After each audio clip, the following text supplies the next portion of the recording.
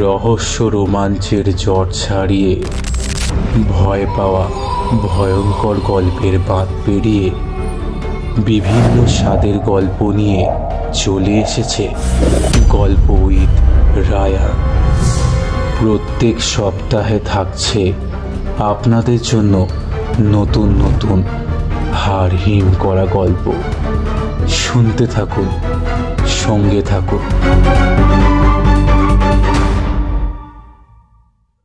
ধূমপান ও মদ্যপান স্বাস্থ্যের পক্ষে ক্ষতিকারক। ইহা কর্কট রোগের কারণ। Smoking is injurious to health. It causes A painful death. আমাদের আজকের গল্পটি সম্পূর্ণভাবে প্রাপ্তবয়স্ক ও প্রাপ্তমনস্কদের জন্য নির্মিত। এই গল্পের সমস্ত চরিত্র, স্থান, কাল ও সময় সম্পূর্ণরূপে কাল্পনিক। বাস্তব জীবনের সাথে আজকের এই গল্পের কোনো মিল থেকে থাকলে তা একেবারেই অবাঞ্ছনীয় ও কাকতালীয়। আমাদের চ্যানেল এই ধরনের কোনো ধর্মীয় কুসংস্কার, দেবদেবী, ঝাড়ফুঁক, কালাজাদু, তন্ত্রমন্ত্র ইত্যাদিকে সমর্থন করে না।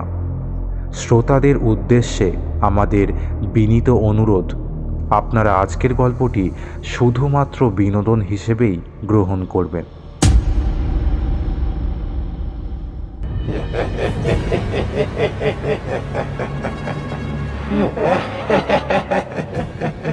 হঠাৎই একটা অদ্ভুত হাসিতে চটক ভাঙল আমাদের। আমরা একসাথে তাকিয়ে দেখলাম অজিতের দিকে। তার চোখ মুখের অবস্থা এখন প্রায় উন্মাদ। গলা থেকে বেরিয়ে আসছে একটা অদ্ভুত খ্যানখ্যানে হাসি, সাথে এক অচেনা কণ্ঠস্বর। অবশ্যই অবশ্যই আসবি, তোর সাথে তাহলে আমার দেখা হবে রে তারানাথ, দেখা হবে।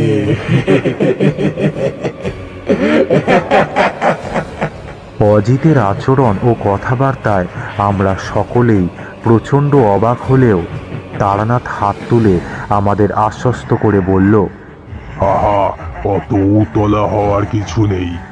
অজিত এখনো ওই চিঠির সম্মোহনী টানে বাঁধা। তোমরা ওকে শক্ত করে ধরো, আমি এর প্রতিকার করে দিচ্ছি। তারানাথের কথা মতো আমি, কিশোরী আর ব্যোমকেশ 3 দিক থেকে শক্ত করে চেপে ধরলাম অজিতকে। কিন্তু শুধুমাত্র মৃদু হাসি ছাড়া নিজেকে একবারের জন্য ছাড়ানোর চেষ্টাও করল না অজিত।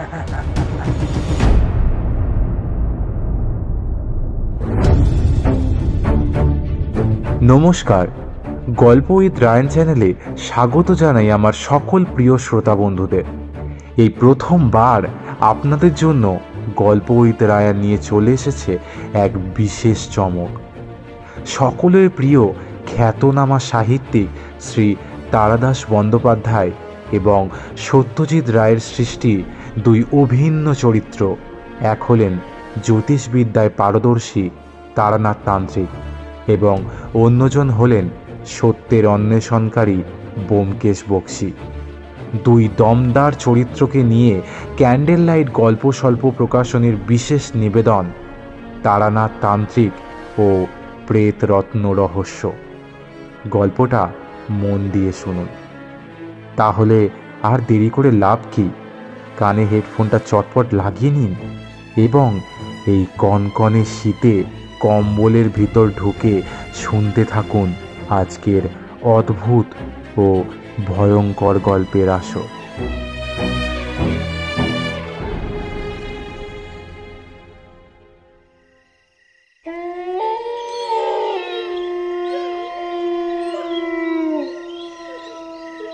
শ্মশানের গাঢ় অন্ধকার কালো কুজ্ঝটিকার মতো এক নিশ্ছিদ্র মোটা আবরণে ছেয়ে ফেলেছে চারপাশ। কুকুরের মরা কান্না আর দূর থেকে মাঝে মাঝে ভেসে আসা শিয়ালের উল্লাস জায়গাটাকে আরও ভয়ঙ্কর রকম গা ছমছমে করে তুলেছে। শ্মশান মানেই পঞ্চভূতে মিলিত হয়ে যাওয়া এক পুণ্যভূমি, কিন্তু এই শ্মশানে তেমন কোনোই লক্ষণ খুঁজে পাওয়া দুষ্কর। মাথার উপর পেল্লাই সাইজের বাদুড়গুলো তাদের বড় বড় ডানা ঝাপটিয়ে রক্ত তামসী গগনের বুকে চক্রাকারে কিছু একটা অঙ্কনের অভিপ্রায় আবর্তন করে চলেছে।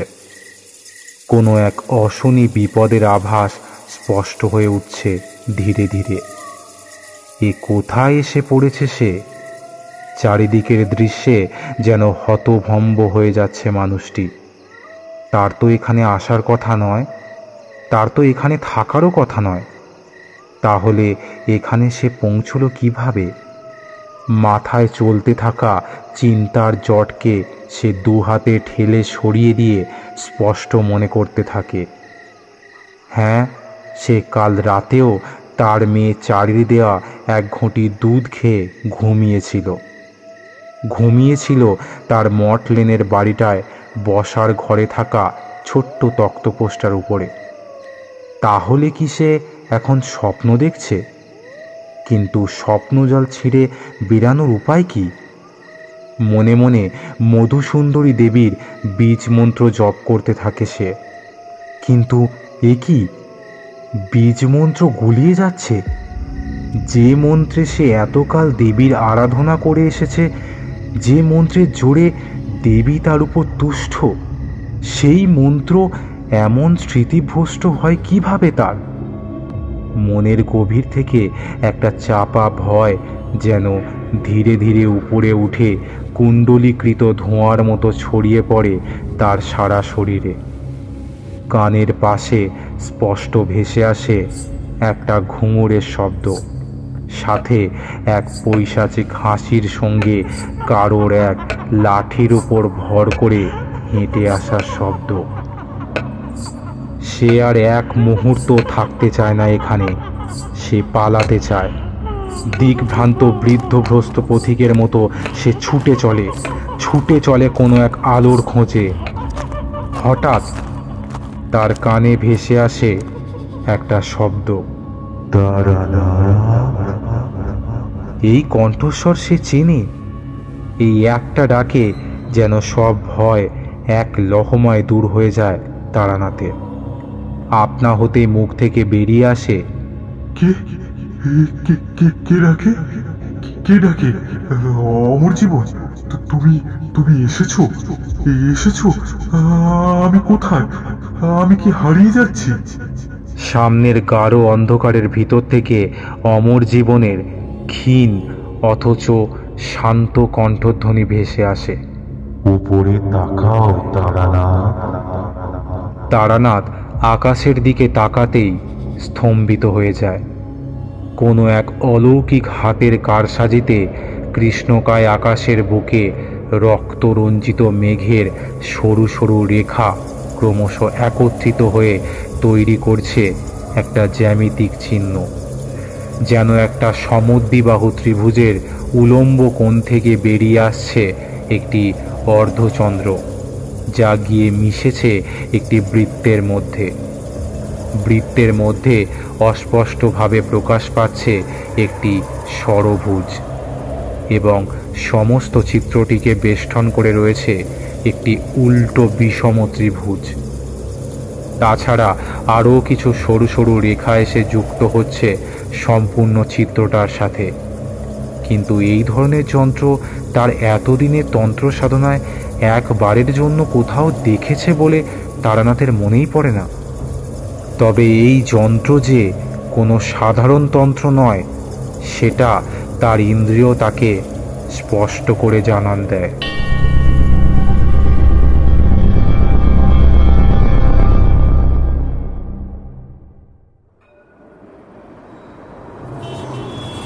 রবিবার সপ্তাহের বাকি কর্মঠ অথবা ব্যস্ততা দিনগুলির চেয়ে আরামপ্রিয় বাঙালিদের কাছে ছুটির দিন হিসেবে রবিবারের মাহাত্ম্যই বোধ করি একটু বেশি মধুর। আমি তাই সকাল সকাল স্নান আর প্রাতরাশ সেরে বেরিয়ে পড়েছি মঠলেনের উদ্দেশ্যে। মঠলেন মানেই তারানাথ জ্যোতিষীর বাড়ি।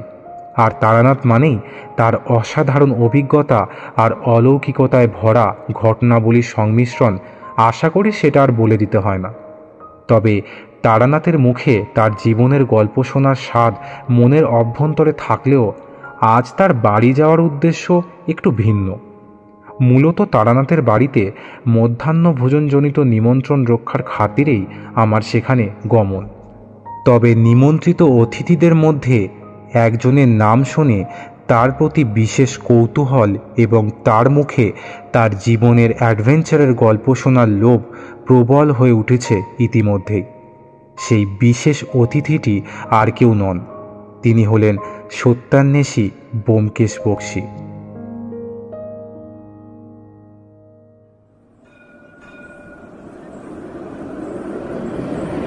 ট্রামের ঘর ঘর শব্দ আর রোদ ঝলমলে দিনে সূর্যের আলো মেখে যখন মঠলেনের রাস্তায় পা রাখলাম, তখন খেয়াল করলাম রাস্তার অপর প্রান্তে থাকা হরগৌরী মিষ্টান্ন ভাণ্ডার থেকে কিশোরী সেন আমায় হাত নেড়ে ইশারা করছে।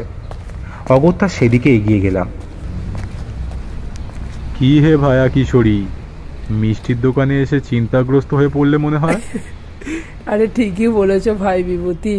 একগাল হেসে জবাব দেয় কিশোরী। আসলে বৃষ্টি বাদলার দিনে তো সিগারেট, চপ আর ফুরলিতেই কাজ মিটে যেত, কিন্তু আজ তো আর হয় না। তাই ভাবছিলাম তারানাথের জন্য একটু মিষ্টি নিয়ে যাব, কিন্তু রাবড়ি নেব না রসগোল্লা নেব সেটাই বুঝতে পারছি না। আরে ভাই, এতে আর ভাবার কি আছে? তুমি না হয় একটু রসগোল্লা নিও আর আমি রাবড়ি, আর বাকি রইল পাসিং শোয়ের প্যাকেট, সেটা পাড়ার মোড়ের দোকান থেকে পেয়েই যাব। তা বেশ, তবে ভাই একটু মাখা সন্দেশ নিতে হবে কিন্তু, কারণ খাদ্যরসিক মানুষটা যদি আমার ওপর একবার চটে যায়, এই মাখা সন্দেশই তখন সেফটি বাল্বের মতো আমাকে বাঁচাবে, বুঝলে তো বিভূতি? হ্যাঁ, সে তো অবশ্যই। চলো এবার মিষ্টিটা নিয়ে এগোনো যাক। কিশোরীকে নিয়ে তারানাথের বাড়িতে পৌঁছে দেখলাম দরজা আগে থেকেই খোলা। আমি তারানাথের উদ্দেশ্যে হাঁক পাড়তে যাব, অমনি কিশোরী আমাকে চোখ টিপে আমার হাত ধরে গটগট করে ঢুকে পড়ল বাড়ির ভিতরে। তবে বসার ঘরে পা রাখতেই সেই চিরপরিচিত গলার স্বরটা আমাদের কানে এলো। কিশোরী বিভূতি এলে বুঝি? হ্যাঁ, বসো তোমরা, আমি হাতের কাজটা সেরেই আসছি। কিশোরী আমার কানে ফিসফিসিয়ে বলল, আচ্ছা বিভূতি, লোকটা জানলো কি করে বলো তো যে আমরাই এসেছি? জানলাম কি করে? এটা আর আহামরি কি? কাঁধে গামছা ফেলে ঘরমাক্ত শরীরে ভিতরের ঘর থেকে বেরিয়ে আসে তারানাথ। ভিতরের ঘর থেকেই দুটো পায়ের আওয়াজ পেয়েছিলাম, আর তোমরা এই দুই রত্ন যে একসাথেই আসবে সে বিষয়ে আমি নিশ্চিত। তাছাড়া প্রশ্ন করার সাথে সাথেই তো অনুমান মিলে গেল। আমি আর তেমন কথা না বাড়িয়ে চটপট তারানাথের হাতে মিষ্টি আর পাসিং শোয়ের প্যাকেটটা ধরিয়ে দিয়ে নমস্কার জানালাম। প্যাকেটটা হাতে নিয়ে তারানাথ প্রথমে ঈষৎ লজ্জিত হয়ে বললেন, আহা, এসব আবার আনতে গেলে কেন? একদিন তোমার সাথে খাওয়ার ইচ্ছা হয়েছে, তা বলে বিভূতি তুমি কিন্তু এগুলি এনে আমায় লজ্জায় ফেলে দিলে। কথার বিষয় পরিবর্তনে আমি মৃদু হেসে জিজ্ঞেস করলাম, আচ্ছা, তা আর তো কাউকে দেখছি না। হ্যাঁ, তাই তো, তাদেরও তো এসে যাওয়ার কথা। কিছু একটা ভাবতে থাকে তারানাথ। তার একবার অনুমান লাগান দেখি, যদি মিলে যায়। একটা তাচ্ছিলের হাসিতে ভরে ওঠে কিশোরীর মুখ। ভুরু কুঁচকে তাকায় তারানাথ তার দিকে, তারপর গম্ভীরভাবে বলে, আর 8 মিনিট, আমি ততক্ষণে বাকি রান্নাটা গুছিয়ে আসি। তারানাথ ভিতরের ঘরের দিকে চলে যেতেই আমি কিশোরীকে বললাম, আজকের দিনে অন্তত মানুষটাকে না রাগালেই পারতে। আরে ছাড়ো তো বিভূতি, এখন বাজে 1:55। নিজের হাত ঘড়ির উপর একবার চোখ বুলিয়ে নিয়ে কিশোরী বলে, চলো ততক্ষণে বারান্দা থেকে একটা কাঁচা সিগারেট মেরে আসি। তারানাথের সামনে আমরা সাধারণত সিগারেট খাই না, তাই সে এখন সামনাসামনি না থাকায় আমি আর কিশোরী বারান্দায় দাঁড়িয়ে কয়েকটা শুকটানের সাথে নিজেদের মধ্যে কিছু কথাবার্তা বলতে লাগলাম। এমন সময় দরজার কাছ থেকে একটা অপরিচিত কণ্ঠস্বর ভেসে এলো। তারানাথবাবু আছেন নাকি? আমরা চটপট সিগারেটটা ফেলে বসার ঘরে এসে দেখলাম তারানাথ ইতিমধ্যেই এসে অতিথি আপ্যায়ন শুরু করে ফেলেছেন। দুজন ভদ্রলোক এসেছেন, দুজনেই মধ্যবয়স্ক, বলা যায় আমাদের বয়সী। একজনের পরনে শার্ট প্যান্ট, ইনি অজিত কুমার, লেখালেখির সাথে যুক্ত। অন্যজন খদ্দরের পাঞ্জাবি আর পায়জামা পরিহিত, চোখে মুখে বুদ্ধিদীপ্ত অভিজ্ঞতা ছাপ বহনকারী ব্যক্তি, সত্যান্বেষী ব্যোমকেশ বক্সী। হাত ঘড়িতে একবার সময়টা দেখে নিলাম, 2:03। মুখ থেকে আপনা হতেই বেরিয়ে আসলো, ঠিক 8 মিনিট। যাই হোক, তারানাথই তাদের সাথে আমাদের পরিচয় করিয়ে দিলেন। এরপর আমরা একসাথে মধ্যাহ্ন ভোজন সারলাম। খাওয়া দাওয়ার পরে সকলে এসে বসার ঘরে বসলাম। ব্যোমকেশ একটা সিগারেট ধরিয়ে ধোঁয়ার রিং ভাসিয়ে দিল বাতাসে।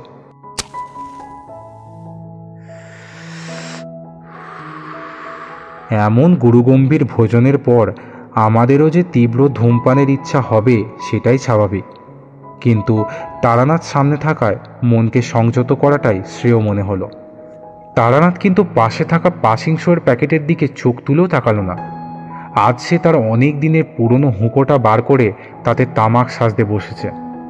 তবে একটা জিনিস খেয়াল করলাম, প্রথম থেকেই তারানাথের মধ্যে আজ কেমন একটা পরিবর্তন লক্ষ্য করছি।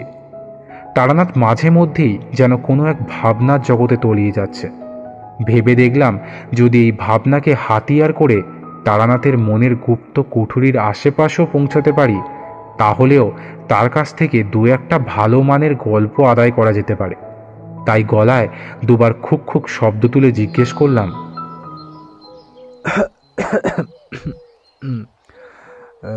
কি এত ভাবছেন বলুন তো ঠাকুরমশাই?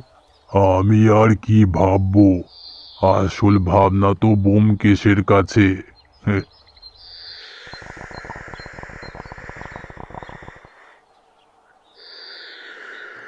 হুঁকোতে একটা সজোরে টান মারে তারানাথ। মনের দ্বন্দ্ব কাটিয়ে বলো ব্যোমকেশ, কি জানতে চাও? প্রথমে অবাক হলেও শান্তভাবে অ্যাস্ট্রেতে সিগারেটটা বুঝিয়ে মৃদু হাসি নিয়ে চোখ তুলে তাকায় ব্যোমকেশ। হ্যাঁ, ঠিক ধরেছেন। আমি সত্যান্বেষী। সত্য সন্ধান করাটাই আমার কাজ। এই সত্য সন্ধানে আমি অনেক সত্য দেখেছি যা বাস্তবতায় সত্য, কিন্তু এমন অনেক কিছু সত্য দেখেছি যা মানুষের সামনে সত্য বলে প্রমাণ করলেও তা কেউ সত্য বলে বিশ্বাস করতে চায় না। তার মধ্যে আমিও একজন। তবে যে সত্যের সন্ধানে আমি আজ আপনার কাছে এসেছি, হয়তো তার উত্তর আপনি দিলেও দিতে পারেন। বেশ, তো বলো, তুমি কি জানতে চাও? পকেট থেকে এক টুকরো কাগজ বের করে ব্যোমকেশ, এগিয়ে দেয় সেটা তারানাথের দিকে, জিজ্ঞেস করে, এই নকশার অর্থ কি? তারানাথ কাগজটিকে খুলে এক মনে কিছুক্ষণ দেখে সেটিকে। একটা সমদ্বিবাহু ত্রিভুজ, তার উলম্ব কোণ থেকে বেরিয়ে এসেছে একটা অর্ধচন্দ্র। একটা দুশ্চিন্তার ভাঁজ ফুটে ওঠে তার কপালে। সে চোখ বন্ধ করে একবার, তারপর বলে, এটা কোনো নকশা নয়, এটা তন্ত্র সাধনায় আয়োজিত একটা যন্ত্র। বলা যেতে পারে যন্ত্রের একটি অংশ মাত্র। কিন্তু তুমি এই নকশা পেলে কিভাবে? সে বিষয়ে আপনাকে সব বলবো, তবে আগে আপনি বলুন এই নকশার উদ্দেশ্য কি? এর উদ্দেশ্য একটাই, আত্মাহরণ অথবা আত্মার আহুতি।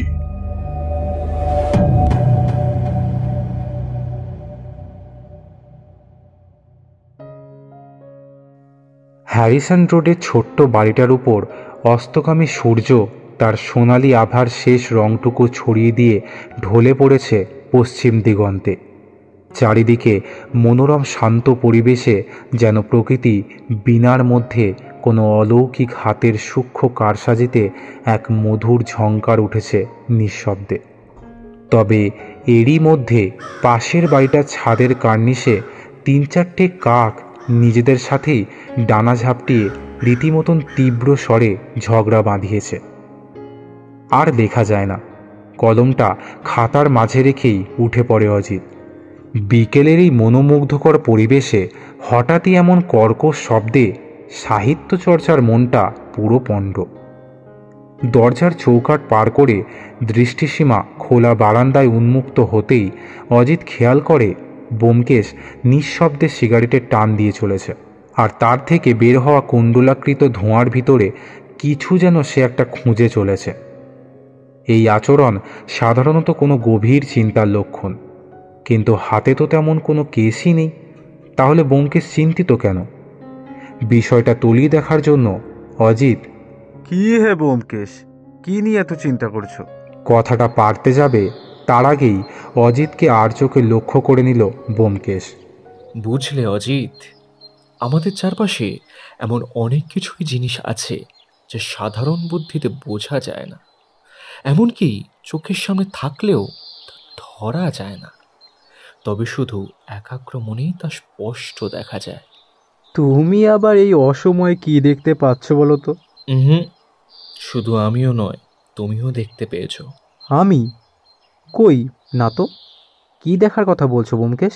আমাদের চারপাশে ইদানিং কোনো একটা মেয়েকে ঘোরাঘুরি করতে তুমি দেখোনি? কালো শাড়ি পরা, চোখ দুটো বেশ উজ্জ্বল আর টানা টানা। হুম, দেখেছি। অনেকটা পাশ্চাত্য সংস্কৃতির কায়দার শাড়ি পরা। অন্যান্য বেশভূষাটাও ওই একই রকমের। আমার সাথে কয়েকবার চোখাচোখি হয়েছিল বটে, তবে প্রতিবারই একটা মিষ্টি হাসি নিয়ে সম্ভাষণ জানিয়েছে। বেশ সুন্দরী কিন্তু। হ্যাঁ, ওখানেই তো সমস্যা। মেয়েটার প্রতি আমার কেমন একটা আকর্ষণ বাড়ছে। হে ব্যোমকেশ, এটা তো ঠিক নয়। তুমি এখন বিবাহিত। অন্য নারীর প্রতি দৃষ্টিপাত সেটা কিন্তু দণ্ডনীয় অপরাধ। একটা মুচকি হাসি খেলে যায় অজিতের ঠোঁটে। না, সেটা বলছি না। কিছু একটা বলতে যাচ্ছিল ব্যোমকেশ, কিন্তু এই চাটা নাও। কথার উৎসতে উভয়ের পিছনে তাকিয়ে দেখে সত্যবতী চা নিয়ে উদয় হয়েছে।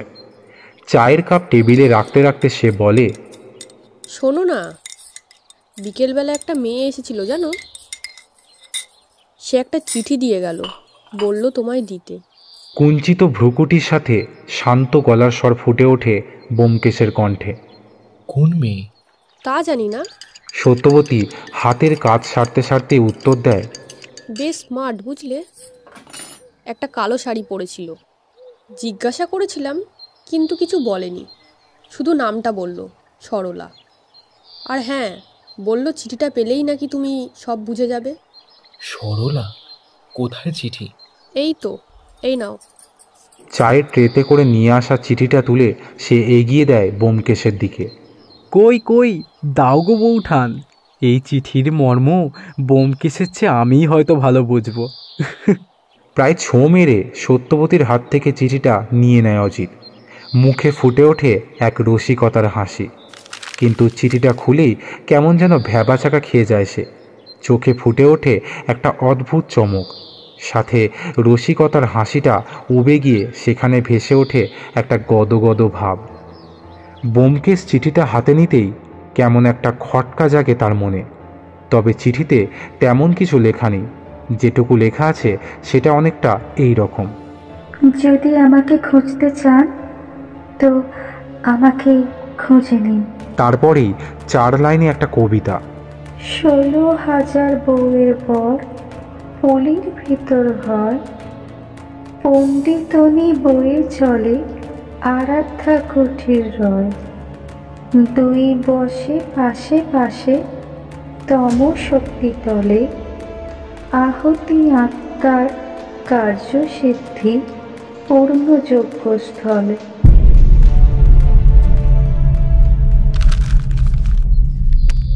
চিঠিটা ভাঁজ করে বুক পকেটে ঢোকায় ব্যোমকেশ। মুখ থেকে বেরিয়ে আসে, অদ্ভুত, বেশ অদ্ভুত। এই সময় পাশের টেলিফোনটা বেজে ওঠায় সেটা তোলে ব্যোমকেশ। কয়েকটা কথা বলার পর ফোনটা রেখে দেয় সে। তারপর বলে, চিঠির প্রসঙ্গ এখন থাক, বুঝলে অজিত। একটু ঘুরে আসা যাক। দমদমের দারোগাবাবু আমাদের স্মরণ করেছেন।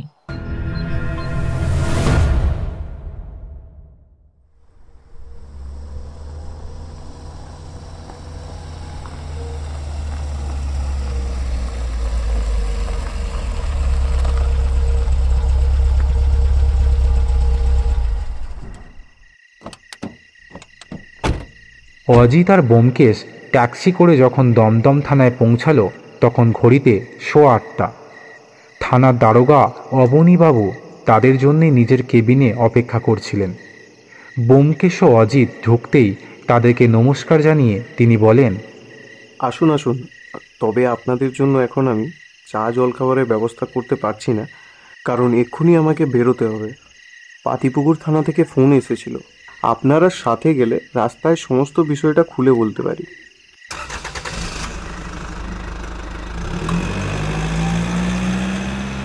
গাড়িতে যেতে যেতে অবনীবাবু বললেন, আজ ভর সন্ধেবেলায় আমাদের থানায় একটা লজ্জাজনক ঘটনা ঘটেছে।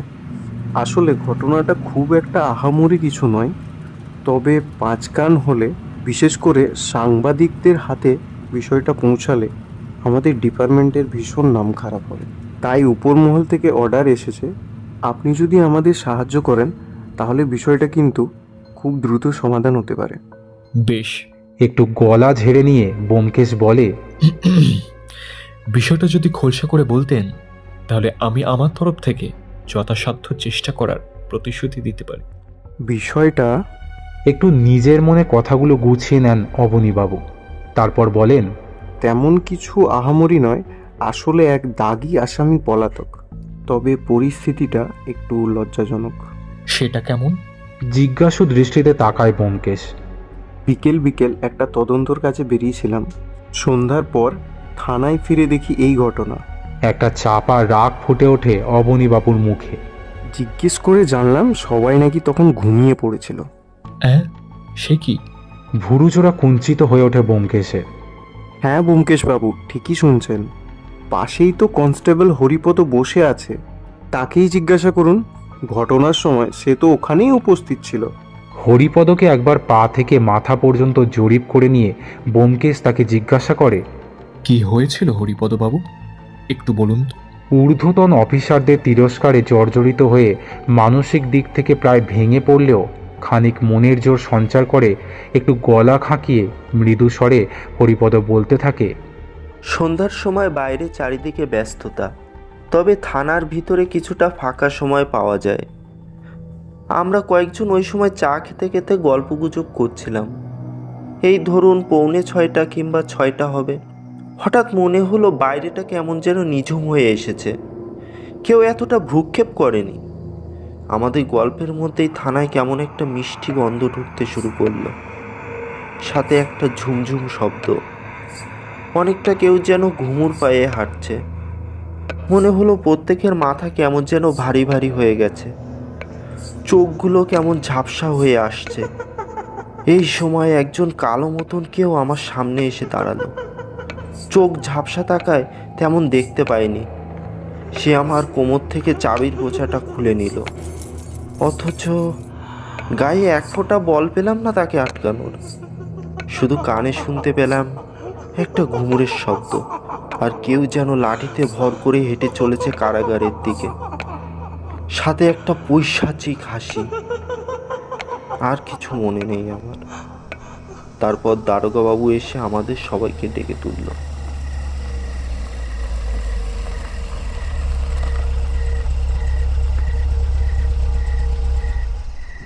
ইতিমধ্যেই গাড়িটা এসে থামল পাতিপুকুর অঞ্চলের একটি নির্জন রেল লাইনের পাশে। জায়গাটি আগে থেকেই পাতিপুকুর থানার পুলিশেরা ঘিরে রেখেছে। সেখানে একটি মৃতদেহ পাওয়া গিয়েছে। মৃত ব্যক্তির পরিচয় মাত্র কয়েক ঘন্টা আগেই দমদম থানা থেকে পলাতক এক দাগী আসামি। অবনীবাবু এবং ব্যোমকেশ দুজনেই নিজেদের মতন লাশটাকে একবার পর্যবেক্ষণ করলেন। কোনো আঘাত বা রক্তপাতের কোনোরূপ চিহ্নই নেই। প্রাথমিক ধারণা অনুযায়ী অবনীবাবু বললেন, মনে হচ্ছে পালানোটা সফল হয়নি। বোধহয় মাঝ রাস্তায় এসেই লোকটির হার্ট অ্যাটাক বা স্ট্রোক জাতীয় কিছু হওয়াতেই তার প্রাণ গেছে। অতএব দুঃখিত ব্যোমকেশবাবু, এই কেস সম্পর্কে আর কিছু অনুসন্ধানের প্রয়োজন বোধ করি আর হবে না। ব্যোমকেশ সম্মতি জানায় তার কথায় এবং অজিতকে নিয়ে রওনা দেয় বাড়ির উদ্দেশ্যে। তবে অবনীবাবু খেয়াল না করলেও ব্যোমকেশ লক্ষ্য করতে ভুল করেনি মৃতদেহের কপালে লাল কালি দিয়ে একটি চিহ্ন আঁকা ছিল, যেটি সম্প্রতি কেউ এঁকেছে। একটি সমদ্বিবাহু ত্রিভুজ, যার উলম্ব কোণ থেকে বেরিয়ে এসেছে একটি অর্ধচন্দ্র। এই চিহ্নটি সে আগেও দেখেছে। তার আশেপাশে তাকে প্রায়শই অনুসরণ করা এক মহিলার কবজিতে অঙ্কিত, যে সুন্দরী, উজ্জ্বল নয়ন বিশিষ্ট এবং পাশ্চাত্য সংস্কৃতির কায়দায় কালো শাড়ি পরে থাকে।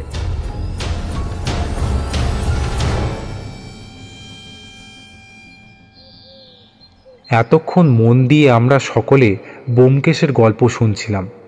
তারানাথ চিন্তিত মুখে জিজ্ঞেস করে, চিঠিটা নিয়ে এসেছো ব্যোমকেশ? হ্যাঁ। পকেট থেকে একটা নীল খাম বার করে এগিয়ে দেয় সে। তারানাথ খামটা খুলে চিঠিটা বার করতেই একটা মিষ্টি অথচ উদ্ভট তবে খুব মিহি একটা গন্ধ বাতাসে মিশে যায়। চিঠির লেখাগুলোর উপর এক দৃষ্টিতে কিছুক্ষণ তাকিয়ে থাকার পর তারানাথ বলে, চিঠির অর্থ কিছু বুঝতে পারলে ব্যোমকেশ? শুধু প্রথম 3 লাইনের অর্থ।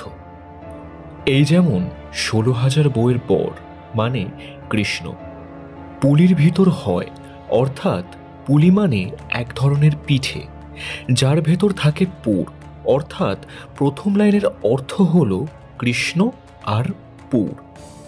তেমনি বয়ে চলে মানে কোনো একটা নদীর কথা বলা হয়েছে।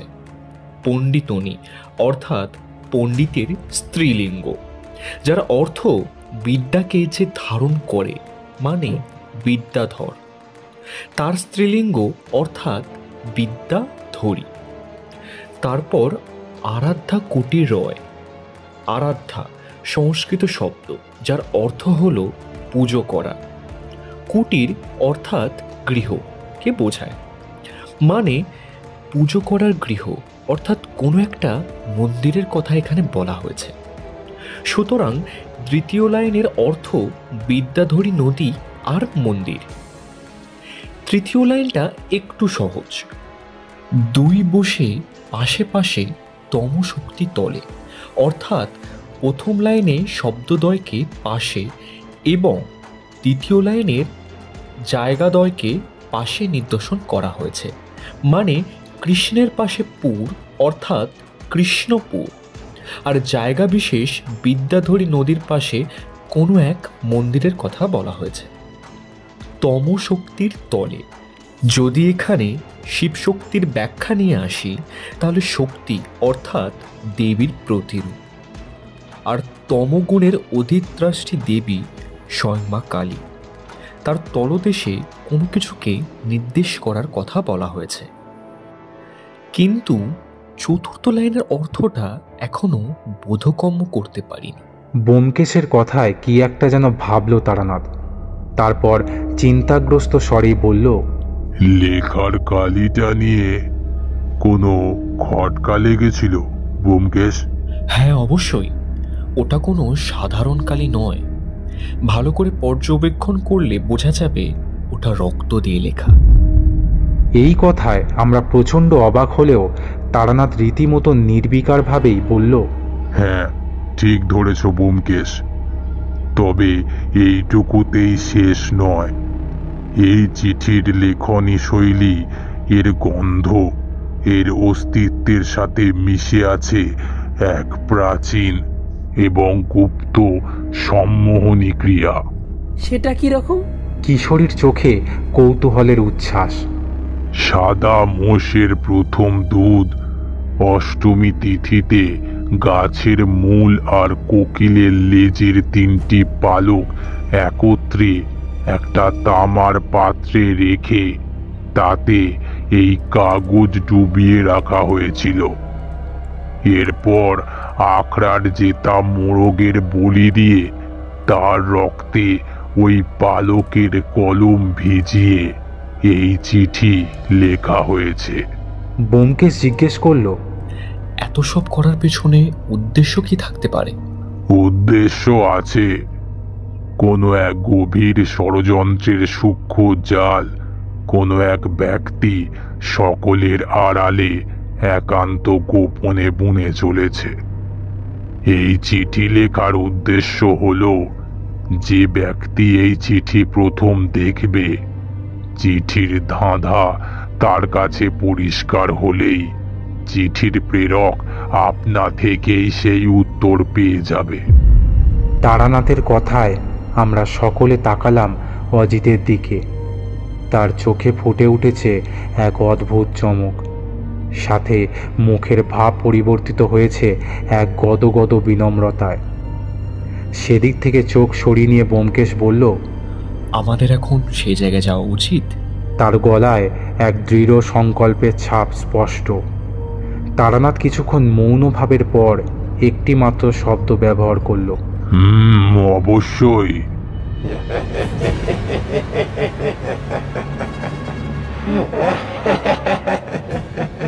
হঠাৎই একটা অদ্ভুত হাসিতে চটক ভাঙল আমাদের।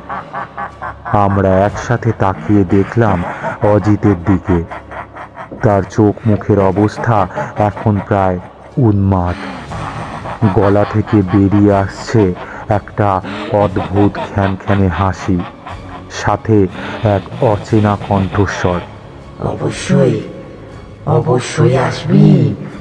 তোর সাথে তাহলে আমার দেখা হবে রে তারানাথ, দেখা হবে।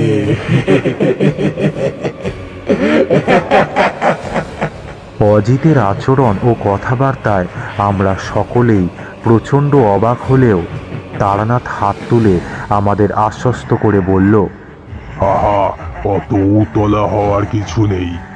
অজিত এখনো ওই চিঠির সম্মোহনী টানে বাঁধা। তোমরা ওকে শক্ত করে ধরো, আমি এর প্রতিকার করে দিচ্ছি।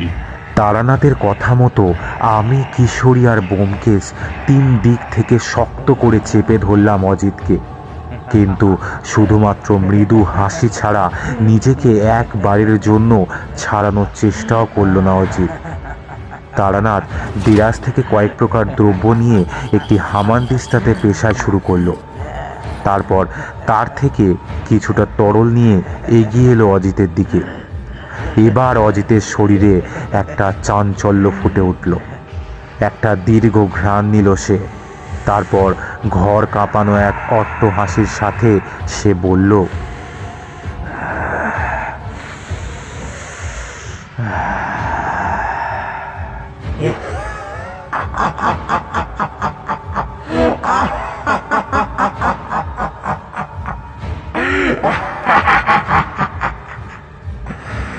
শীত সর্ষে, বাহ তারানাথ, বিদ্যেটা ভালোই রপ্ত করেছিস তো। দে দে, অজিতের কপালে বুলিয়ে দে এবার। তবে তবে শোন তারানাথ, আমি হলাম সেই কাল যাকে আজ পর্যন্ত কেউ ঠেকাতে পারেনি, কেউ না।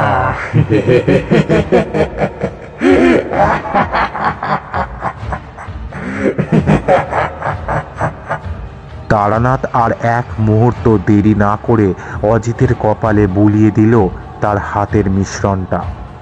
ধীরে ধীরে নিস্তেজ হয়ে পড়ল অজিতের শরীর।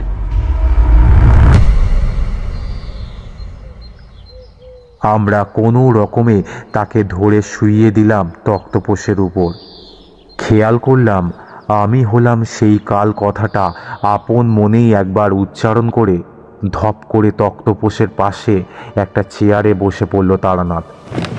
দেখে মনে হলো সকলের চোখে ফাঁকি দিয়ে সে বোধহয় নিজেকে ধাতস্থ করার চেষ্টা করছে। জিজ্ঞেস করলাম, কি হলো ঠাকুরমশাই? তারানাথ নিজের অন্তরের ভাবকে লুকিয়ে নিজেকে যতটা সম্ভব স্বাভাবিক করে বলল, তেমন কিছু নয়, সম্মোহন কেটে গেছে। আশা করি আর কোনো সমস্যা হবে না। ওকে একটু শুয়ে থাকতেই দাও, আমি ওর জন্য একটু দুধের ব্যবস্থা করি। গরম দুধ খেলে বেচারার শরীরে একটু বল ফিরবে। কথাটা শেষ করে ভিতরের ঘরের দিকে হাঁক পাড়ে তারানাথ। চারিমা, এক গ্লাস গরম দুধ নিয়ে আয় তো। যাচ্ছি বাবা। লক্ষ্য করলাম তারানাথের কথা শেষের দিকের কণ্ঠস্বরটা কেমন যেন একটু কেঁপে উঠল, ঠিক যেন আমাদের সকলের অজান্তেই কোনো কিছু অত্যন্ত গোপনে এসে তারানাথকে প্রচণ্ড ভয় দেখিয়ে গেল। এইমাত্র ব্যোমকেশও বোধহয় খেয়াল করেছিল বিষয়টা, তাই সে জিজ্ঞেস করল, অন্য কিছু সমস্যা হয়েছে ঠাকুরমশাই? কিছুক্ষণ ভাবলেশহীন মুখে তাকালো তারানাথ, তারপর বলল, না না, তেমন কিছু নয়। হয়তো সে আরও কিছু বলতে চাইছিল, কিন্তু এরই মধ্যে চারি এক গ্লাস গরম দুধ এনে তারানাথকে বলল, এই নাও বাবা, দুধ নিয়ে এসেছি। তারানাথ ইশারা করে আমাদেরকে দুধের গ্লাসটা নিতে বলল। আমি আর কিশোরী যত্ন করে অজিতকে দুধটা খাইয়ে দিলাম। কিছুক্ষণের মধ্যেই অজিত শরীরে একটু বল পেয়ে উঠে বসল। অনেকক্ষণ আগেই ঘরের হাস্যোচ্ছল পরিবেশটা উধাও হয়ে গিয়েছিল। অজিতকে একটু সুস্থ দেখে প্রশ্নটা করল ব্যোমকেশ, গলাটা কি আপনার চেনা মনে হলো ঠাকুরমশাই? বোধহয় একটু যেন ঘাবড়ে গেল বলে মনে হলো তারানাথকে। মুখে বলল, না, ঠিক বলতে পারবো না, তবে আমার অনুমান যদি সঠিক হয় তাহলে আমরা সকলেই বিপদের মধ্যে আছি, ঘোর বিপদ। আমি জিজ্ঞাসা করলাম, কি ধরনের বিপদ ঠাকুরমশাই? সেটা এখন নির্ভুলভাবে বলতে পারছি না বিভূতি, তবে চিঠির ধাঁধা অনুযায়ী জায়গার সংকেতটা খুবই রহস্যজনক। সেই কারণেই হয়তো মন বলছে ওই জায়গাটায় যাওয়া আমাদের বিশেষ প্রয়োজন। নিশ্চয়ই ঠাকুরমশাই, আমি তো এটাই বলছিলাম। কিশোরী সেনের গলায় ফুটে ওঠে অনুরোধের সুর। তবে এই অভিযানে কিন্তু আমাদেরকেও সাথে নিতেই হবে। এখানে কিন্তু আপনার কোনো রকম বারণ শুনছি না। কখনো কখনো কিশোরীর এই আকাশচুম্বী উৎসাহ আমার ঠিক মোটেও পছন্দ হয় না, তাই তার উৎসাহকে একটু সংযত করার জন্য বললাম, তবে জায়গাটা ঠিক কোথায় সেটা কি কেউ জানেন?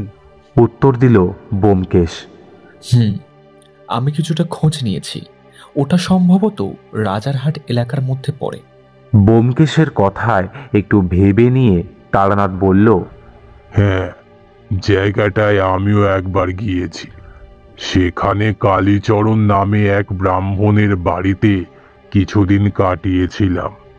সে বড্ড সাত্ত্বিক লোক, মা আর ছেলের সংসার। অন্য কোনো দিন তার গল্প তোমাদের শোনাবো, তবে সেখানে গেলে আমাদের থাকার কোনো সমস্যা হবে না এইটুকু বলতে পারি। বেশ, তো তাহলে কবে নাগাদ বের হতে চাইছেন আপনি? সরাসরি প্রশ্ন করল ব্যোমকেশ। কাল মঙ্গলবার, কথায় আছে মঙ্গলে উষা বুধে পা, ক্ষণার বচন বিফলে যায় না। মানে কাল বাদে পরশু, অর্থাৎ বুধবার সকালে বেরোনোটাই ভালো, দিনটাও বেশ উত্তম। তোমরা কি বলো? আমরা সকলেই তারানাথের কথায় সম্মতি জানালাম। তারপর একে একে বেরিয়ে পড়লাম নিজেদের বাড়ির উদ্দেশ্যে।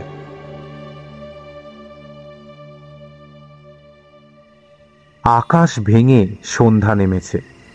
যেখান থেকে আকাশ ভেঙেছে সৌরকিরণ মিশ্রিত লাল রঙের মেঘের প্রলেপ সেই নীল আকাশের বুকে দৃশ্যমান ভাঙা দাগগুলোকে লুকানোর কাজে এখনো ধীর গতিতে প্রয়াস করে চলেছে।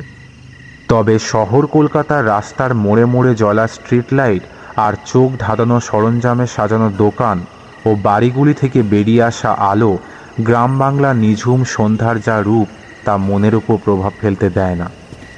তবে আমার সাথে হাঁটতে থাকা কিশোরী সেনের মুখে এখন গভীর সন্ধ্যা নেমেছে। তার একটা কারণ হতে পারে আজ সে আর তারানাথকে রাগানোর সুযোগ পায়নি, অথবা এটাও হতে পারে সেও ভয় পেয়েছে। ব্যোমকেশ আর অজিত ট্যাক্সি করে অন্য পথ নিয়েছিল। আমি আর কিশোরী ট্রাম থেকে নেমে মিশে যাওয়ার হাঁটার পথ ধরেছি। কিন্তু মাত্র ঘণ্টাখানেক আগে তারানাথের বাড়িতে ঘটে যাওয়া ঘটনাটা কতটা অবাস্তব, কতটা অলৌকিক তা যেন এখনও বিশ্বাস করতে পারছি না। সেই ঘটনার ধীর আলোড়ন এখনও আন্দোলিত করে চলেছে আমাদের মনকে। কি ভাবছো বিভূতি? আমার মনে নামা সন্দেহের সাথে তোমার মনেরও কি একই মিল? কিশোরীর এমন কথায় প্রচণ্ড অবাক হলাম আমি। মনে হলো অজিতের মতো কিশোরীকেও কি কেউ সম্মোহিত করে টেলিপ্যাথি শুরু করলো নাকি। তাই ভালো করে তাকে দেখে নিলাম একবার। তারপর নিজের বোকামির জন্য মুখে মৃদু হাসি এনে জিজ্ঞেস করলাম, সিগারেট খাবে? দাও তো। সম্মতি জানালো কিশোরী। মাথাটা পুরো ঘেটে রয়েছে।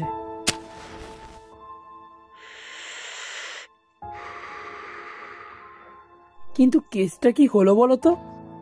তারানাথ যখনই বিদ্যাধরী নদীর পাশে কৃষ্ণপুর গ্রামের কোনো এক মন্দিরে যাওয়ার প্রস্তাবে সম্মতি দিল, তখনই অজিতের মুখ থেকে বের হওয়া হাসি আর গলার স্বরটা লক্ষ্য করেছিলে? করেছিলাম তো। কিন্তু অজিতের মুখে কাল শব্দটা শুনে তারানাথ কি ভয় পেল? আমিও ব্যাপারটা বিশ্বাস করতে পারিনি। তারানাথের মতো মানুষ ভয় পেল কিভাবে? ব্যাপারটা কিন্তু তারানাথকে খুঁচিয়ে বার করতেই হবে বিভূতি। একটা সিগারেটের রিং উড়িয়ে দিল সে সন্ধ্যের বাতাসে। সেটাই তো কিশোরী। তবে আজ আর হবে না। পরশু সকালে তারানাথের সাথে বেরিয়ে সময় মতন তাকে চেপে ধরা যাবে কোনে। হ্যাঁ, ঠিক বলেছ ভাই বিভূতি। এখন তাহলে ফেরা যাক। চলো।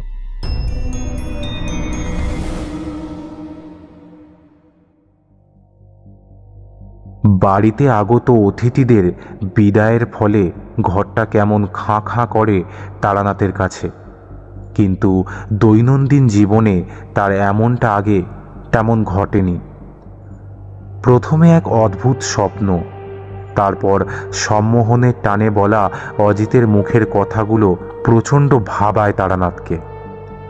কণ্ঠস্বরটা অচেনা হলেও শব্দগুলো যেন বড্ড চেনা। কিন্তু কোথায় শুনেছে কিছুতেই যেন মনে আনতে পারে না সে। খেয়াল হয় আজই মাঘ মাসের মৌনী অমাবস্যা, তার চন্দ্রদর্শনে বসা দরকার। ঘরের মেঝেতে একটা আসন পেতে বসে তারানাথ। চারিদিকে একবার গঙ্গাজল ছড়িয়ে ইষ্টনাম স্মরণ করে সে। তারপর ডান হাতের বৃদ্ধা ও তর্জনী দিয়ে যথাক্রমে নাক ও কান স্পর্শ করে কপালের মধ্যভাগে চন্দ্রকে দর্শন করার চেষ্টা করতে থাকে তারানাথ।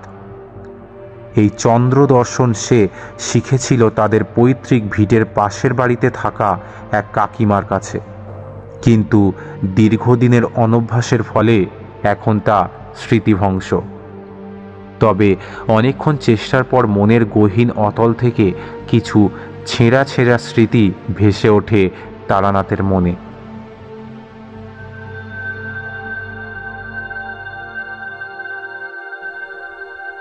একটা ফাঁকা দিগন্ত বিস্তৃত মাঠ, সামনে কয়েকটা চিতা জ্বলছে। তারানাথ একটা অশ্বত্থ গাছের গোড়ায় হেলান দিয়ে বসে এক দৃষ্টিতে তাকিয়ে আছে চিতা থেকে ওঠা আকাশগামী কালো ধোঁয়ার দিকে। তার পাশেই বসে আছে তার চেয়ে বছর চারেকের বড় একটা ছেলে, গ্রাম্য বেশভূষা, ছোট করে কাটা চুল, হাতে একটা লাঠি। সে জিজ্ঞেস করলো, কি এত ভাবছো তারানাথ? ভাবছি একদিন সকলকেই পঞ্চভূতে মিশে ওই ধোঁয়ার মতো আকাশে উবে যেতে হবে। ধ্যাৎ, ভুল কথা। একটু বিরক্ত দেখায় ছেলেটাকে। শক্তির কখনো শেষ নেই। আর যারা শক্তি ধারণ করে তাদের ইচ্ছা ছাড়া পঞ্চভূতও তাদেরকে নিজের মধ্যে বিলীন করতে পারে না। সেটা কি করে সম্ভব? আশ্চর্য হয় তারানাথ। কেন সম্ভব নয়? তুমি চাইলে আমিও তোমায় শেখাতে পারি।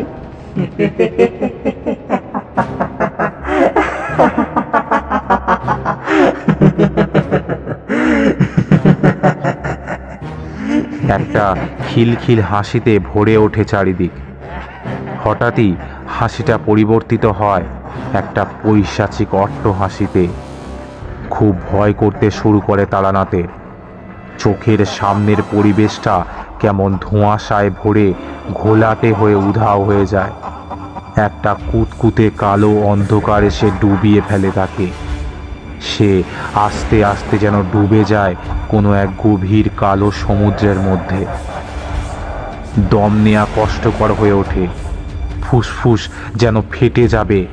হাত পা চালায়, গলা ফাটিয়ে চিৎকার করার চেষ্টা করে, কিন্তু এক ফোঁটাও শব্দ বের হয় না। তার শরীর নিস্তেজ হয়ে আসে।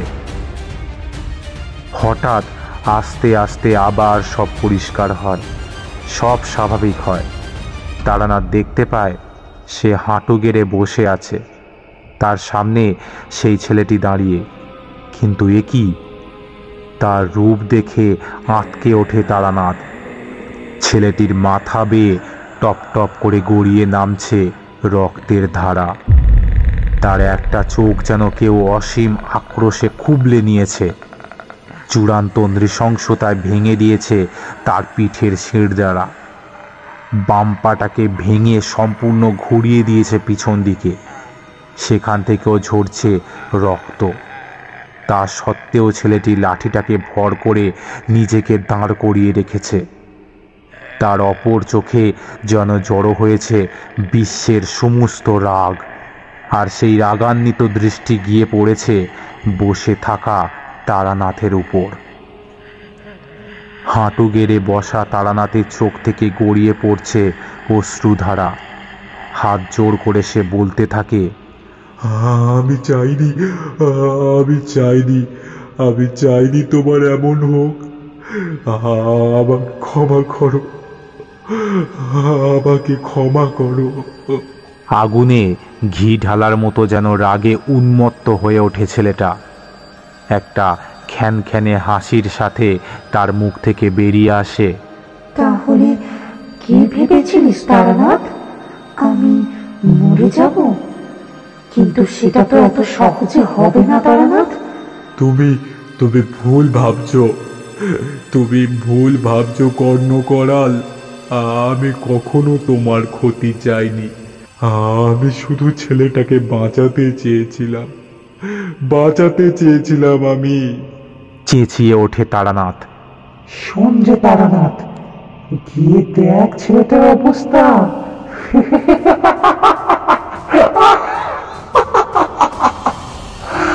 খ্যানখ্যানে হাসিটা অট্টহাস্যের রূপ নেয়। আমি হলাম সেই কাল, যাকে আজ পর্যন্ত কেউ ঠেকাতে পারেনি, কেউ না।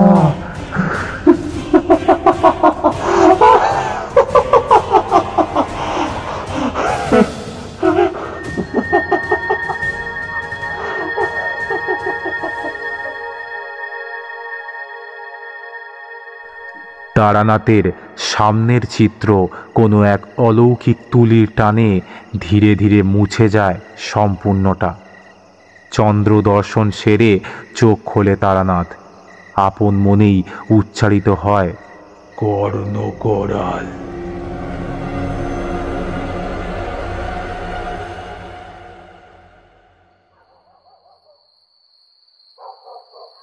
মাঘ মাসের কৃষ্ণপক্ষ।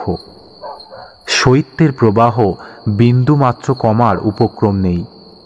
অবশ্য আগামী শুক্লপক্ষের পঞ্চমী তিথিতে মা সরস্বতীর আগমন না ঘটা পর্যন্ত এই ঠান্ডাকাল বিদায়ের সম্ভাবনা এক প্রকার নেই বললেই চলে। বোধহয় গ্রাম বাংলার বিদ্যাধরী নদীর পাশে অবস্থিত কৃষ্ণপুর গ্রামটার ভৌগোলিক কারণবশত শীত পরিদের যেন জায়গাটা একটু বেশি মনে ধরেছে। সে কারণেই হয়তো তারা যেতে অনিচ্ছুক। কথাগুলো ভাবতে ভাবতে মুচকি হেসে ধীর পায়ে এগিয়ে চলে পুরোহিত কালীচরণ। গায়ে মুড়ি দেয়া খদ্দরের শালের ভিতর এক পুঁটলি খাবার এবং প্রসারিত করা অন্য হাতে শক্ত মুষ্টিতে ধরা হ্যারিকেনের মৃদু আলোয় সে নিঝুম রাত্রিরের নিশ্ছিদ্র অন্ধকারকে এক প্রকার চিরে এগিয়ে চলেছে নদী সংলগ্ন জঙ্গলের মধ্যে অবস্থিত কালী মায়ের মন্দিরের দিকে। গাছগাছালির মধ্য দিয়ে চলে যাওয়া মেঠো পথের দুধারে নিস্তব্ধতা ক্রমাগতই খান খান হয়ে যাচ্ছে তার গলা থেকে বের হওয়া সুরেলা ছন্দে। মাঝে মাঝে সে ভাবে, আচ্ছা, এই ঠান্ডার সময় এক রাত্রি খাবার না দিলে কি ওই পাথরের মূর্তি মরে যাবে? কিন্তু পরক্ষণেই এক অদম্য আবেগের সাগর যেন তাকে ভাসিয়ে দেয়। তার গলা থেকে বার হওয়া সুরেলা ছন্দটা আরও বেশি স্পষ্ট ও পরিষ্কার হয়ে ওঠে। তোর সংসার ধর্ম বড় ধর্ম মা, তাই পারি না ছেড়ে যেতে মাগো। সংসার ধর্ম বড় ধর্ম মা, তাই পারি না ছেড়ে যেতে। কেবল রামপ্রসাদের এই বাসনা মাগো, রামপ্রসাদের এই বাসনা, পাই যেন ঠাই ওই পথেতে। চাই না মাগো রাজা হতে, রাজা হবার সাজ নাই মাগো। এই কালীচরণের বাবা কালীপদ এই কৃষ্ণপুর গ্রামের এক নামকরা ব্যক্তি ছিলেন। তিনি একাধারে যেমন নিঃস্বার্থ পুরোহিত, তেমনি তন্ত্রশাস্ত্রে তার জুড়ি মেলা ভার। তিনি এই সকল শিক্ষা পেয়েছিলেন তার বাবা তান্ত্রিক দ্বিজপদের কাছে। এখনও গ্রামের পৌর মানুষদের মুখে শোনা যায় তান্ত্রিক দ্বিজপদের যোগ্য শিষ্য এবং সন্তান ছিলেন কালীপদ। কিন্তু কালীচরণ বংশের সেই ধারা বজায় রাখতে পারেনি।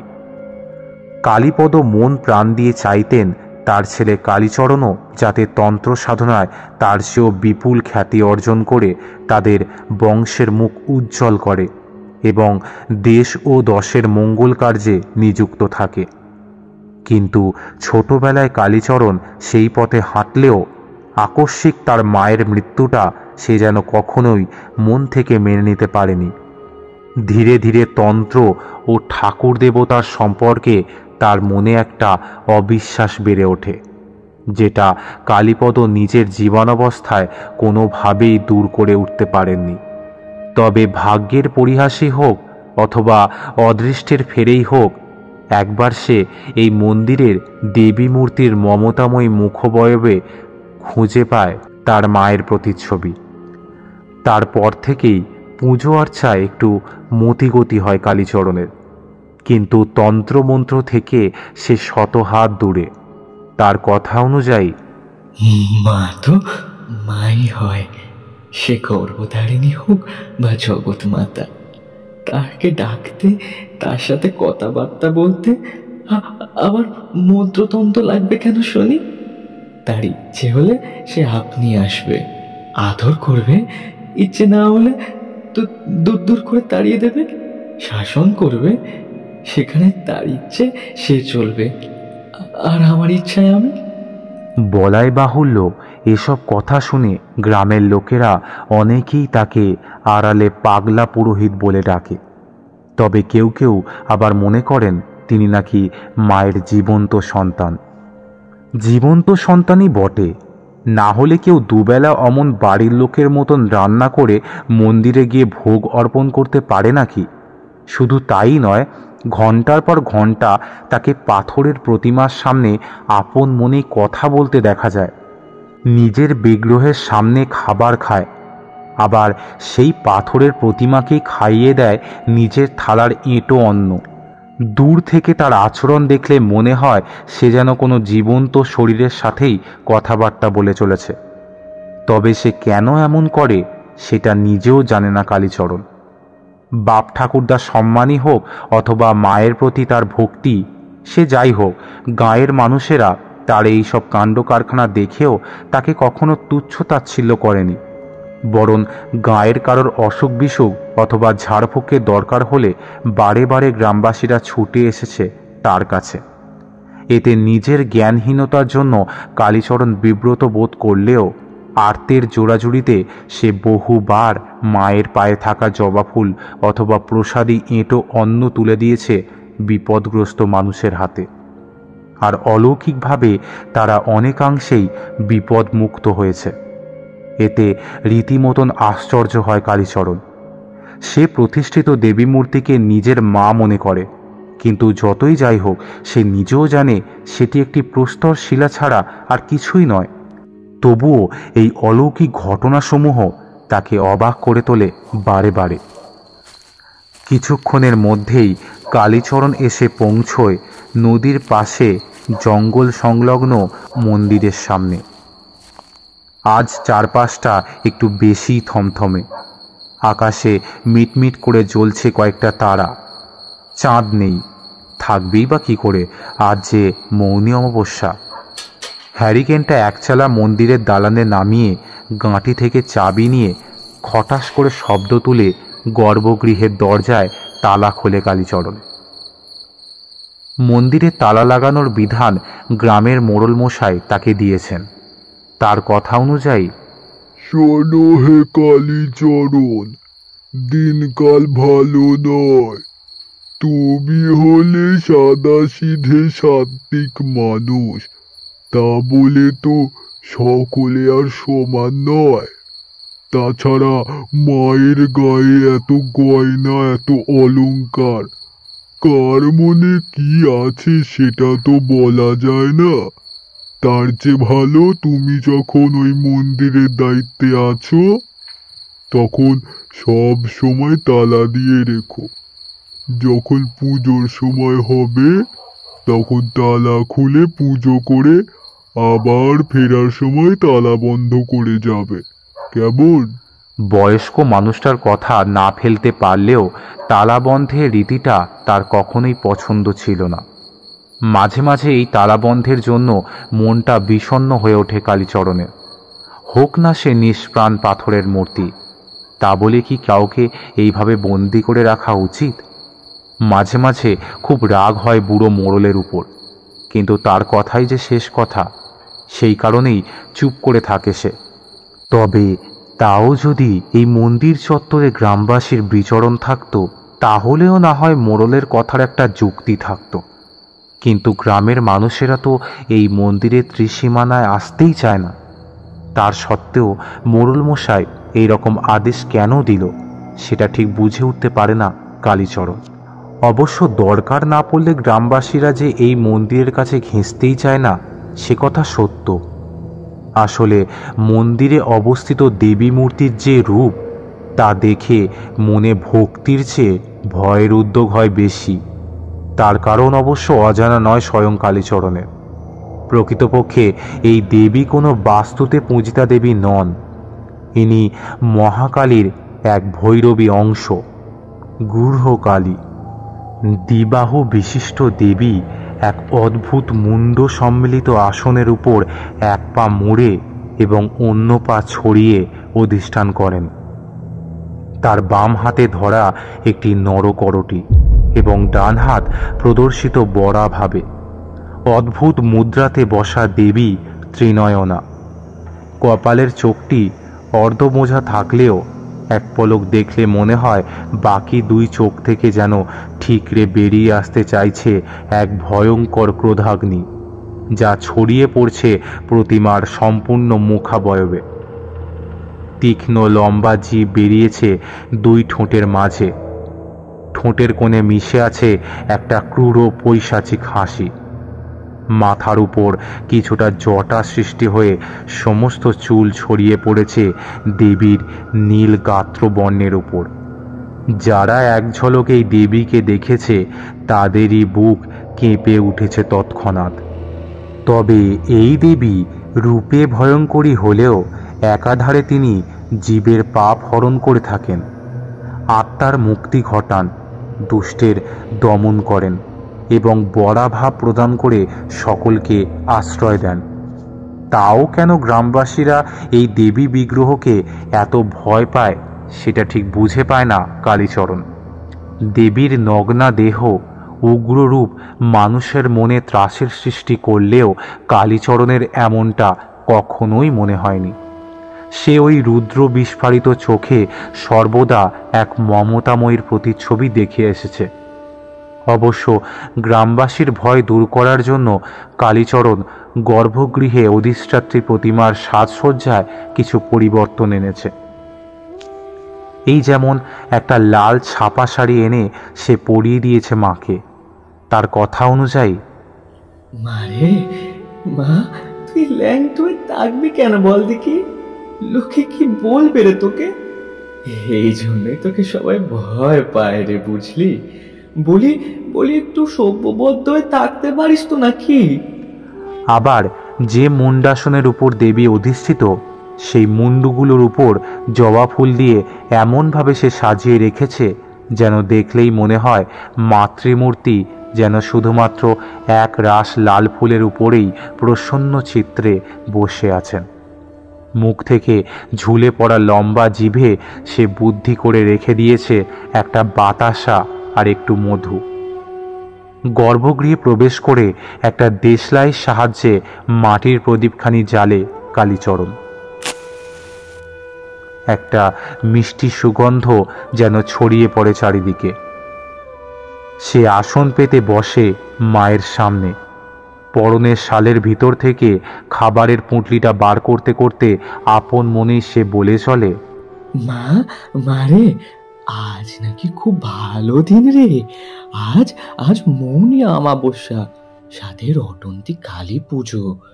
তোর কত ভক্ত তোকে কত তন্ত্র মন্ত্র ফল মিষ্টি দিয়ে পুজো করবে রে আজ তোকে।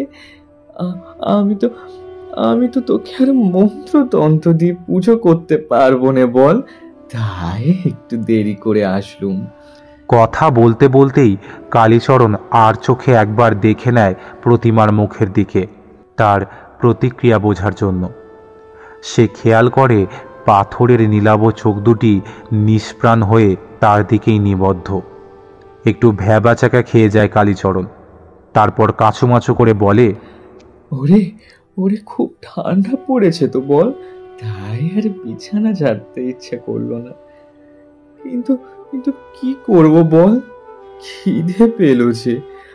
আর তুই তো জানিস বল মা, তোকে ছাড়া আমি খেতে পারিনি, তাই তোর নাম করতে করতে চলে এলাম। এবার কালীচরণ লক্ষ্য করল প্রদীপের ক্ষীণ আলো যেন দেবীর নীলাভ শরীর স্পর্শ করে পিছলে পড়ছে। মুখাবয়বে অবস্থিত বিস্ফারিত নয়নযুগলে ফুটে উঠেছে এক অদ্ভুত উজ্জ্বলতা। বেরিয়ে পড়া জিভসহ ঠোঁটের কোণে ভেসে আছে এক প্রশান্তির হাসি। উৎসাহিত হয়ে ওঠে কালীচরণ। এই তো মা আমার এসেছে। জানি মা, জানি আমার উপর তুই এক ফোঁটাও রাগ করে থাকতে পারবি না। আর তোর ওই সে বলাই চাটুর্যের কথা মনে আছে? সেই যার মেয়েটা হুট করে নিস্তেজ হয়ে পড়ল, তারপর তোর ভাইয়ের পুলটা চোয়াতে আবার সে দিব্যি ভালো হয়ে গেল রে। মনে পড়লো তোর? মনে পড়লো? আচ্ছা মা, তোর ওই ফুলে কি ছিল বলতো? সে ফুল তো আমি নিজে হাতে তুলে আনলুম বল, তারপর তোর পায়ে দিলুম। সে ফুলে তো কোনো গন্ধ ছিল না। আচ্ছা, সে কি কোনো ভেষজ দ্রব্য নাকি রে? না না না, সে কি করে হবে? তাহলে মেয়েটা সুস্থ ছিল বল? সুস্থ ছিল বল দেখিনি? আসলে মেয়েটার হয়তো কিছুই হয়নি, আর সবাই বলছে অলৌকিক ঘটনা। আপন মনেই হেসে ওঠে কালীচরণ। কিছুক্ষণ পর হাসি থামিয়ে সে জিজ্ঞেস করে, মা মারে, তুই তুই সত্যি কিছু করেছিলি নাকি রে? তুই তো পাথরের তৈরি, তুই কি করে করবি? আর তুই তো জানিস বল, আমি সব অলৌকিক টলৌকিক কিছুই বিশ্বাস করি নে। কিন্তু তোকে কেন বিশ্বাস করতে পারিনি বলতো? কেন পারিনি বল? চোখের কোণটা ভিজে ওঠে কালীচরণের। থমথমে মুখে কিছুক্ষণ একভাবে সে চেয়ে থাকে মাতৃ প্রতিমার দিকে। তারপর একটা দীর্ঘশ্বাস ফেলে এক মুখ হাসি নিয়ে সে বলে, সে বাদ দে। তুই তো জানিস মা, ওই বলয় চাটুর্যে আজ কিছু চাল কলা পাঠিয়ে দিয়েছে। খুব ভালো গোবিন্দভোগ চাল রে। তোর জন্য একটু খিচুড়ি বানিয়ে এনেছি। আয় দেখি, আয়, দেরি করিস নি, চ একসাথে খাই। কথাটা শেষ করেই কালীচরণ হাতের তালুতে কিছুটা গঙ্গা জল নিয়ে প্রথমে ইষ্টনাম জপ ও ওম শান্তির ধ্বনি দিয়ে সেটা ছড়িয়ে দিল মাথার উপরে।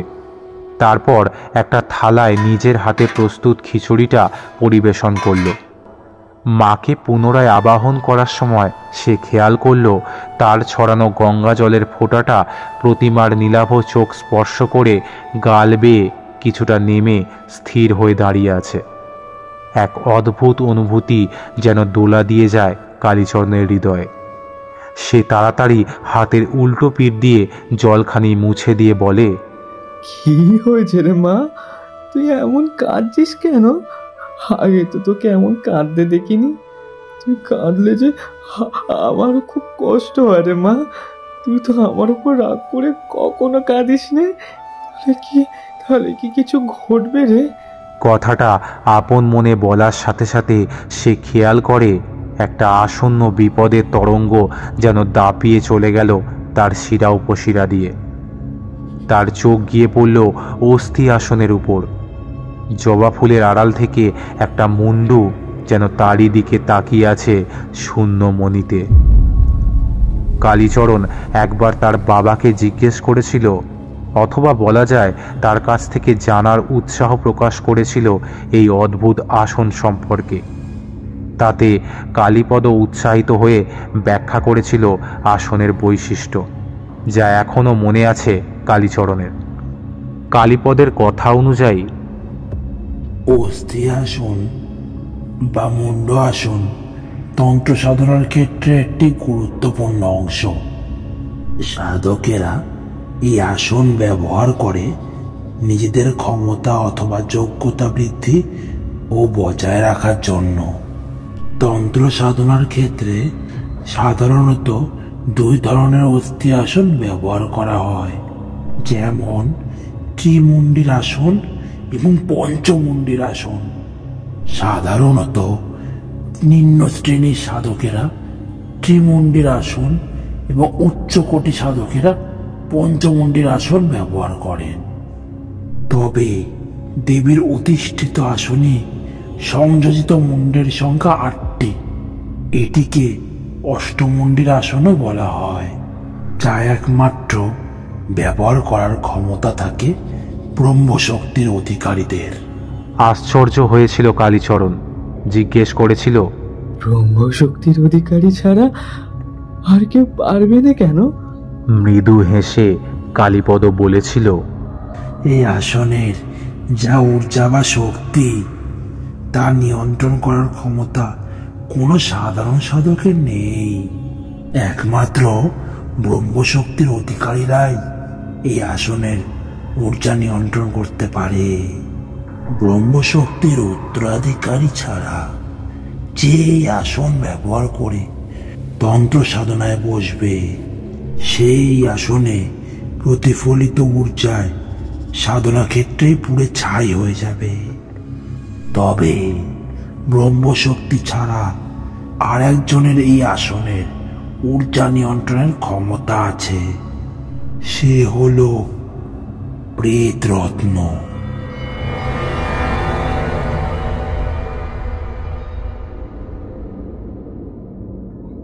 তাহলে আমার প্রিয় শ্রোতা বন্ধুরা, কেমন লাগলো আজকের পর্ব? যদি ভালো লাগে তাহলে একটা লাইক করে কমেন্ট বক্সে অতি অবশ্যই আপনাদের মূল্যবান মতামত জানান। গল্পের কোন জায়গায় আপনি খুব ভয় পেয়েছেন সেটা জানাতে ভুলবেন না কিন্তু। আর হ্যাঁ, আপনি যদি আমাদের চ্যানেলে নতুন হয়ে থাকেন তাহলে চ্যানেলটি সাবস্ক্রাইব করতে ভুলবেন না। আজকের মতো এই পর্যন্তই। পরের পর্বে নিয়ে আসব আরও এক ভৌতিক গল্প। ভালো থাকবেন, সুস্থ থাকবেন এবং সকলকে ভালো রাখবেন।